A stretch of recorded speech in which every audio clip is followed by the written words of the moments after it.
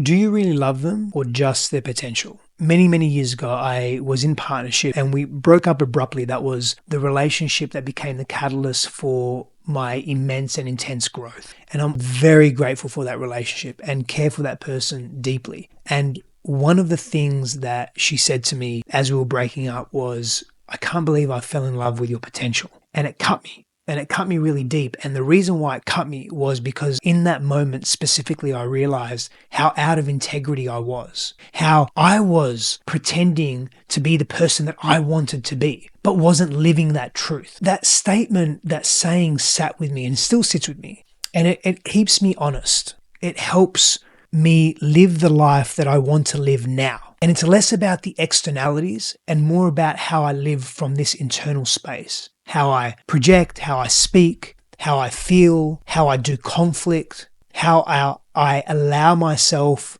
to repair in relationship, how I dissolve my ego or soften the ego, lean into difficult conversations, be really honest and truthful with what my desires are, what my needs are, not project and just react. Did so much of that growing up and in previous relationships. And so are you living your potential or are you pretending to? Are you seeing the potential in someone else and loving them from that place, which is a beautiful thing, by the way, because the flip side to this, that can help someone grow, that can help someone expand into that potential.